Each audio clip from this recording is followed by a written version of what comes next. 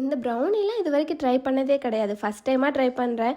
எப்போவுமே புதுசாக நான் ஒன்று ட்ரை பண்ணும்போது சம்டைம்ஸ் நல்லா வரும், இல்லைனா சொதப்பிடும். சொதப்பிடுச்சுன்னா இது நம்ம ஃபஸ்ட் ட்ரை தானேன்னு சொல்லிட்டு மறுபடியும் ட்ரை பண்ணுவேன். பட் இந்த ப்ரௌனியில் பட்டர், சாக்லேட்டு எல்லாம் காஸ்ட்லியான பொருளாக இருக்குது. ஸோ இது மட்டும் சொதப்பிடுச்சுன்னா இதோட ப்ரௌனி செய்கிறதையும் மறந்துட வேண்டியது தான். மெஷர்மெண்ட்டெல்லாம் வீடியோ ரெஃபரன்ஸ்லாம் நிறைய பார்த்துட்டு ஸ்டெப் பை ஸ்டெப்பாக செஞ்சுக்கிட்டு இருந்தேன். இதில் வேறு என்னோட தங்கச்சி என்னோட பங்களிப்பும் இருக்கணும்னு சொல்லிட்டு ஃபார்மாலிட்டிக்கு வந்து 2 கிண்டு கிண்டி கொடுத்துட்டு போனான். எல்லாம் மிக்ஸ் பண்ணி முடிச்சதுமே ட்ரேலையும் செட் பண்ணியாச்சு. நட்ஸ் எல்லாம் மேலே போடும்போது தான் இதில் ஏர் பபிள்ஸ் ரிலீஸ் ஆகிறதுக்கு ஸ்டிக்கை வச்சு ஆர்ட்டெல்லாம் வரைஞ்சாங்களே, அதை நம்ம பண்ணவே இல்லைன்னு சொல்லிட்டு அதையும் பண்ணி டெக்கரேஷன்லாம் ஃபினிஷ் பண்ணிவிட்டு ப்ரீ ஹீட் பண்ண ஓவனில் தூக்கி வச்சுட்டேன். 175 டிகிரி செல்சியஸ்க்கு 20 to 25 மினிட்ஸ்னு சொன்னாங்க.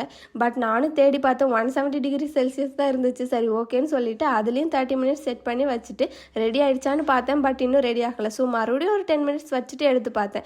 ரெடியான மாதிரி தான் இருந்தது. சரி கூலாகிற வரைக்கும் இருக்கட்டும்னு சொல்லிட்டு வச்சேன். என்னோட தங்கச்சி பொறுமை இல்லாமல் அதை தொட்டு பார்க்குறேன்னு ஓட்டையை போட்டுட்டு ஒன்றும் தெரியாத மாதிரி ஓடி போயாச்சு. அப்புறம் அதை கட் பண்ணி ஐஸ்கிரீம்லாம் மேலே வச்சு சாப்பிடும்போது செம டேஸ்ட்டாக இருந்தது. கொஞ்சம் சாக்லேட்டியாக இருந்தது. ஃபுல்லாக பர்ஃபெக்ட்னு சொல்லிட முடியாது. பட் ஃபஸ்ட்டு அட்டம்ப்ட்டு இவ்வளோ தூரம் செஞ்சதே பெரிய விஷயம்தான். டேஸ்ட்டு எங்கள் 3 பேர்த்துக்குமே ரொம்பவே பிடிச்சிருந்தது.